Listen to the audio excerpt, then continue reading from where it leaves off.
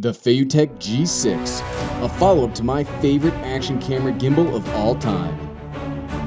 Has Feiyutech finally given us a reason to upgrade from what I consider to be the gold standard for stabilizing my action camera? Let's find out.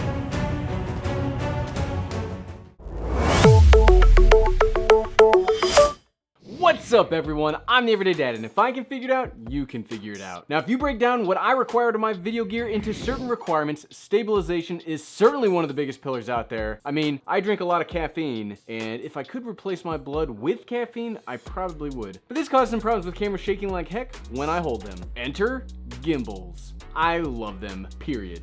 You've probably noticed that if you spent any amount of time with my channel. And one of the mainstays of my out and about filming platform for the last year has been an action camera and a gimbal, and the specific gimbal I've been using is the Feiyutech G5. Hands down, it's one of my favorite pieces of kit ever. So when Feiyutech reached out to me and asked if I'd like to check out their brand new G6, I was pretty giddy to see what they've got. So up front, Feiyutech did send me the G6 gimbal for free for purposes of this video. They're not paying me for the video, so if there's things that I don't like about it, I'll absolutely let you know. On to the video. So before we delve too far into it, let's talk about the basic specs of the G6 so we're all on the same page. Thankfully, it's a basic gimbal, so there's not that much that we're going to talk about.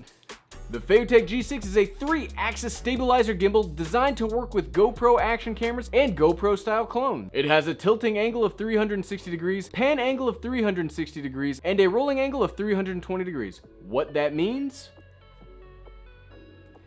Don't do that to your gimbal. Included is a 5,000 milliamp hour battery capable of a reported 12 hours of life. And as far as numbers go, that's pretty much it. Physically, it looks and feels just as good as the G5 with two really big notable differences. First, there's now a little OLED screen built into it to tell you things like battery life, the mode you're in, and if you're connected through Bluetooth. It's neat, but since my gimbal spends the majority of its life in a chest harness and I can't really see what's going on, anyway, it's not that big of a deal for me. But the second physical difference is a big one, and one that I am happy to see. The rear motor is actually offset below the viewing angle of the rear screen of a GoPro. A lot of the newer gimbals are moving in this direction actually, like the DJI Ronin S, where this makes it so much easier to actually see the rear screen of the camera while operating the gimbal. It makes it just so easy. If you're gonna have a rear screen, you might as well be able to see it, right? And before, when the motor was in the way, it was a lot harder. I really like this new style. I don't care who came up with it first. I really like this new style. The dimensions seem similar, but let's see if the most important accessory still works.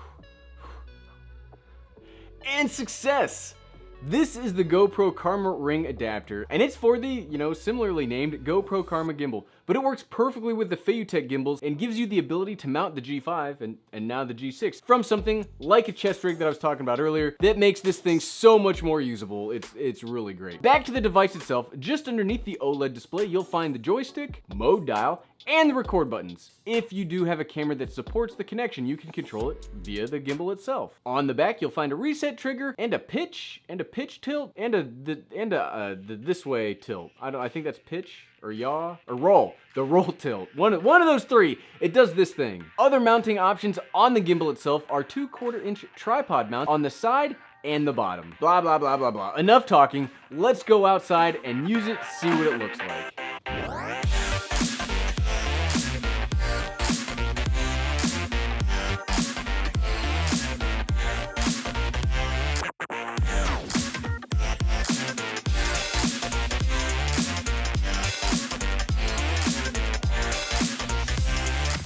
Something that I really like about all these gimbals anymore is that they have these apps that you can control with your phone, and so you can have like a mobile cameraman. So like, look, no hands, like we're not talking to the camera. This is a GoPro wide shot, so I probably look like I'm about 6 inches tall right now, but it's pretty cool to be able to do all this stuff without actually having to physically touch the gimbal or the camera.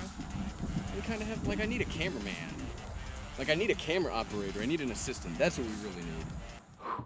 And we're back. So what, right? So what do I think about the Feiyutech G6? Well, it's a great little gimbal, but I wasn't actually that worried about it. With how good the G5 was, I didn't really have any concerns that the G6 would be bad. Feiyutech makes a good product. I really thought this would be good. I'm not really surprised at all. So long as it stabilizes the camera, I won't have much room to complain about a gimbal that just does a good job. The real question is, if you already have an action camera gimbal, is the G6 worth upgrading to? So if you're like me and you already have a G5, does the G6 offer enough to tempt me to upgrade? And the answer is no. Like I said, action camera gimbals are pretty basic. All they really need to do is be lightweight, durable, and have decent stabilization, which my G5 still has in spades. If you really want a display with the battery life indicator, or you need to get the rear motor out of the way to see the screen, then I would recommend the G6. It is a great little gimbal, but like I said, if you already have a gimbal that works, I would just stick with that. There's not enough here to really tempt me away from my G5. Thanks for watching.